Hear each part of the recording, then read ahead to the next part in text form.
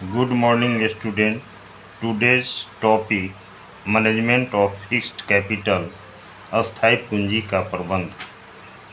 अस्थाई पूंजी का प्रबंध को प्रारंभ करने के पहले तुम लोगों को बहुत सारे पर्व जैसे बकरीद और रक्षाबंधन तुम लोग अच्छी तरह से इस लॉकडाउन पीरियड में कोरोना वायरस के नियम पालन करते हुए तुम लोग अपना अध्ययन अध्यापन का कार्य जारी रखा। इसके लिए धन्यवाद। और तुम लोग आगे ऑनलाइन क्लासेस कर रहे हो जो सभी शिक्षकों के द्वारा जो पढ़ाया जा रहा है, पठन पाठन का कार्य कराया जा रहा है, उसे अच्छी तरह से तुम लोग को करना है और आगे अपना जो तुम लोगों का गोल है, उद्देश्य है, उस उद्देश्य को पूर्ति करना है। तो हम लोग विषय वस्तु पर चलते हैं। अस्थाई पूंजी का प्रबंध, मैनेजमेंट ऑफ फिक्स्ड कैपिटल। अस्थाई पूंजी का अर्थ समझने के लिए अस्थाई पूंजी प्रबंध, मैनेजमेंट ऑफ फिक्स्ड कैपिटल का अर्थ समझना आवश्यक है। अस्थाई पूंजी प्रबंध का अभिप्राय अस्थाई पूंजी की आवश्यकता का ठीक अनुमान लगाने से है।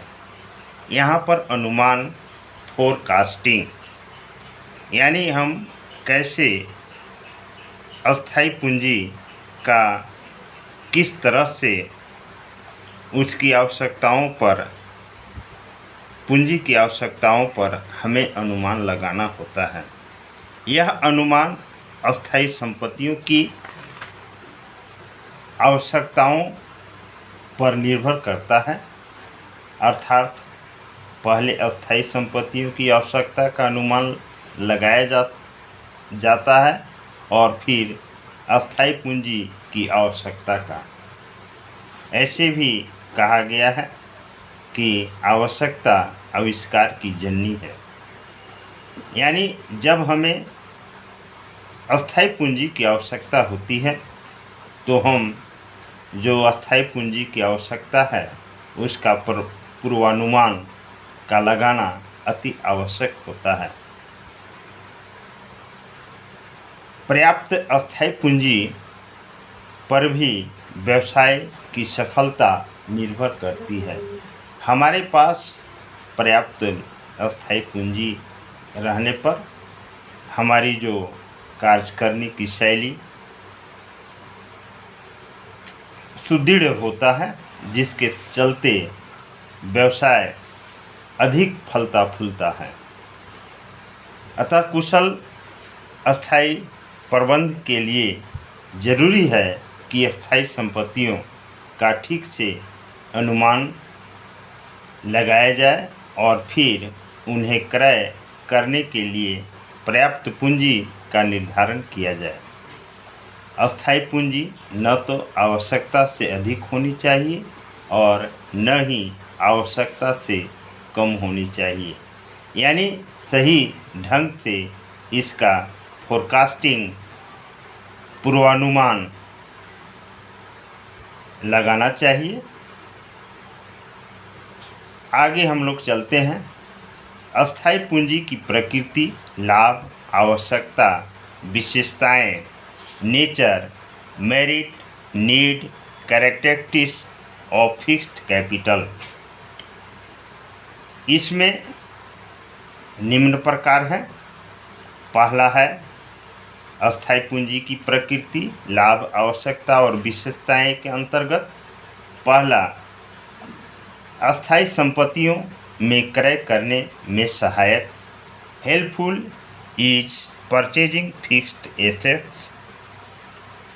सेकेंड, व्यवसाय में दीर्घकाल तक सहयोग contribution for long term in business. तीसरा पॉइंट, लागत संरचना को प्रभावित करता है। It affects cost structure. Fourth point, व्यवसाय की प्रकृति पर निर्भर करता है। It depends upon nature of business. Fifth, व्यवसाय के आकार पर निर्भर करता है। Depends upon size of business. यानी व्यवसाय छोटा है तो उसे फिक्स्ड एसेट की आवश्यकता कम होगी। यदि व्यवसाय बड़े पैमाने पर है तो उसकी फिक्स्ड एसेट की आवश्यकता बड़े पैमाने पर होगी। छठा पॉइंट, इसमें अत्यधिक जोखिम होता है। It is highly risky. अनुमान लगाना, कोई भी कार्य का अनुमान लगाना बहुत ही जोखिम भरा कार्य होता है। सही परिस्थितियों और